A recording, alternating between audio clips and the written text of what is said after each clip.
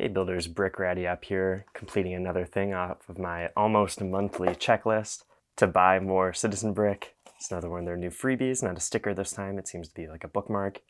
And it goes ahead and tells you that you're smart and probably attractive, so that's a good pick-me-up for the beginning of this video. They have some new figures, some new parts that I'm very excited to check out, so let's get right into it. A lot of their new releases were based around military sort of figures, but as someone that doesn't collect those sort of pieces, they don't necessarily always fit my collection. But with these two new leg designs, I've figured out some different ways you could use these in your collection if you're not a military collector. For the first leg set I'm going to go over are these ones for the Japanese soldier. I really like the look of the wrapped sort of top of the boot area. And my first instinct when I saw these were that they belonged on somebody in Star Wars. And I think the best application for these would be with a Tusken Raider figure. I think you might need a custom waist cape just because the original legs for this figure have some tunic design. You can see the wrappings there. And I think it'd be cool to add some texture to this figure by getting a custom tan cloth piece of some sort to cover the lower legs. Maybe you could add some weathering to it to make it look like it's been used in the desert, but I do really like the look of these legs on this figure, and it might be worth looking into if you want to upgrade your Tusken Raiders. For the next pair of legs are these generic sort of army work boot type of things, and I can't take full credit for the upgrade I'm about to show. I saw this in a comment on Instagram, but these are perfect for upgrading your Ghostbuster figures if you have them. This is the Dimensions Peter Venkman with the upgraded arms as well. And having these extra detailed boots to go with this figure is a really great upgrade. It has almost 360 printing on them. The inside of the legs are not printed, which is fine. Most of the time you don't see those parts of the legs anyway. But it's even printed on the back. It has some nice creases, which are pretty realistic. And again, just another great part, especially if you can get them for all of the different Ghostbusters, like you can see here, all lined up. I love custom parts that can be used to improve already existing figures, and this is just another perfect example. Like always, now that I've gone through the parts, here are some of the figures I got. I've already done a review of the Chemistry Enthusiast, but I saw that the stock was pretty low, and I wanted to get another one just because it is such a cool figure, and their Breaking Bad figures are just some of the best that they've done, so I wanted to have another one of the card just to have.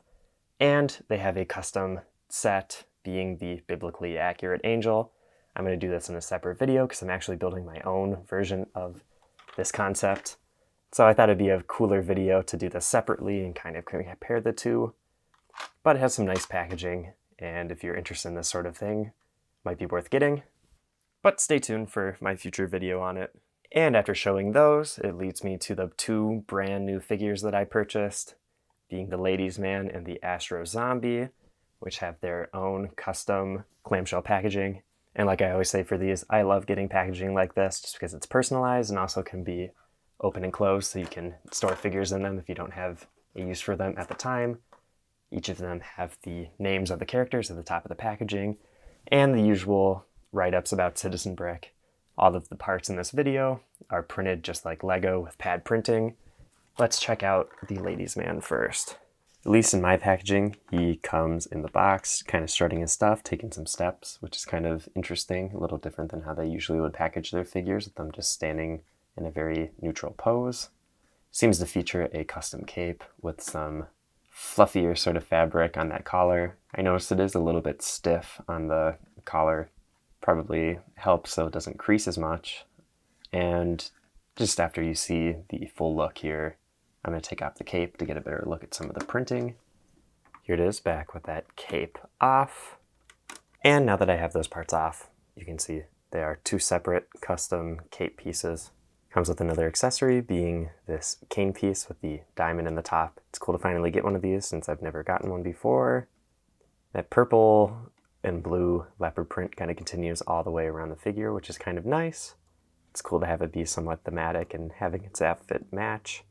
And the design also matches what was on the packaging. It's also cool to get a new neutral face with some sideburns. That's going to be a pretty useful part.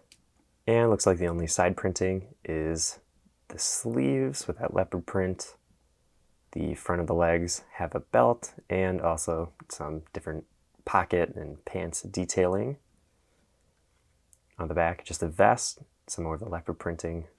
And it looks like all the blues on that printing is pretty consistent. It matches, which is always great to see. Same with the purple printing on the torso, matches that of the arms and the hat. And of course it has pleats, which are plate feet with clear 1x1 studs being printed on, having what appears to be some fish tanks, which is kind of interesting. And after stacking them together, you can have a fun little fish tank if you really wanted to.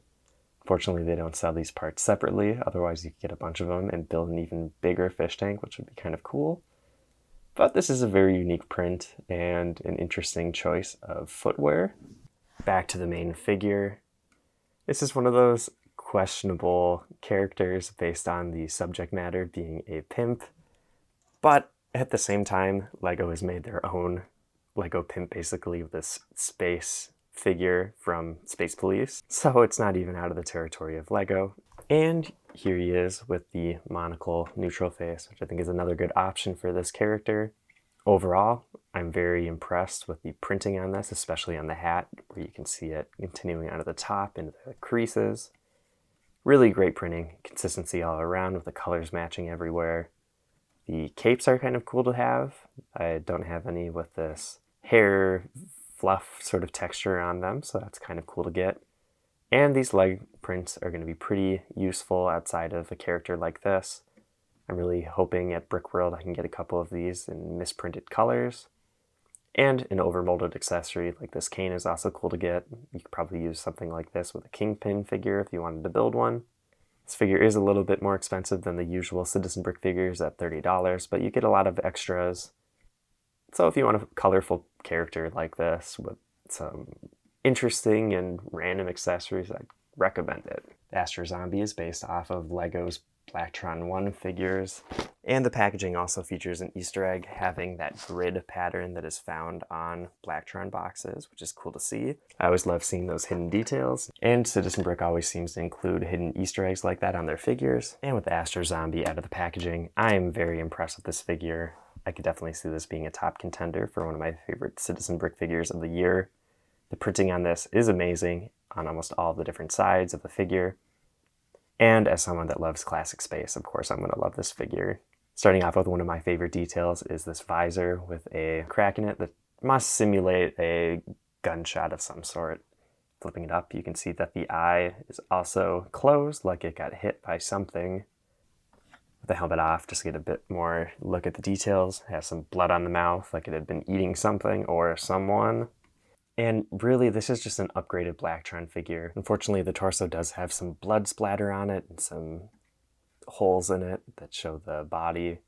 So you won't be able to use this as a generic Blacktron figure, which is a bit unfortunate. But you could always use it as a corpse outside of the space base or something like that. Or just a zombie if you want to keep that. Other than the torso, the arms and legs both have really great printing with some wristband sort of designs, maybe a patch on the shoulders, and the legs have almost 360 printing, just showing boot design, some pants creases, and some pockets.